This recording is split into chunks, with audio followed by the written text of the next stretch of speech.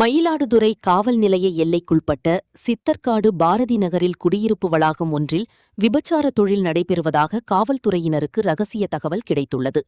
இதையடுத்து மயிலாடுதுறை அனைத்து மகளிர் காவல் நிலைய ஆய்வாளர் மகாலட்சுமி மற்றும் போலீசார் அங்கு சென்று சோதனை மேற்கொண்டனர்.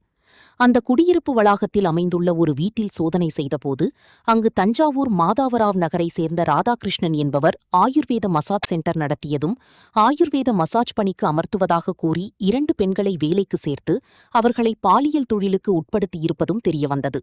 இதையடுத்து விபச்சார தொழிலில் ஈடுபட்ட ராதாகிருஷ்ணன் மற்றும் அவருக்கு உடந்தையாக இருந்த கேரள மாநிலம் எர்ணாகுளம் மாப்பிள்ளைச்சேரி பகுதியைச் சேர்ந்த தோமஸ் ஆகிய இருவரை கைது செய்தனர். அவர்கள் மீது பாலியல் தொழிலுக்கு எதிரான சட்டத்தின் கீழ் வழக்கு பதிவு செய்து நீதிமன்றத்தில் முன்னிலைப்படுத்தி சிறையில் அடைத்த போலீசார் பாதிக்கப்பட்ட 2 பெண்களையும் மயிலாடுதுறை மாவட்டத்தில் அமைந்துள்ள வட்டார பாலின வள மையத்தில் சேர்த்தனர். இச்சம்பவம் குறித்து அனைத்து மகளிர் காவல் ஆய்வாளர் தொடர் விசாரணை மேற்கொண்டு வருகிறார். இதனிடையே மயிலாடுதுறை மாவட்டத்தில் பெண்கள் பாதுகாப்பு தொடர்பாக மேற்கொள்ள வேண்டிய நடவடிக்கைகள், பெண்களுக்கு எதிராக இழைக்கப்படும் குற்றங்கள் பற்றிய தகவல்களை சேகரிக்கும் வழிமுறைகள் மற்றும் பெண்கள் பாதுகாப்பு தொடர்பாக பொது இடங்கள் மற்றும் கல்வி நிறுவனங்களில் ஏற்படுத்தப்பட வேண்டிய விழிப்புணர்வு குறித்து மாவட்ட காவல் கண்காணிப்பாளர் ஸ்டாலின் போலீசாருக்கு அறிவுறுத்தல்களை வழங்கியுள்ளார்.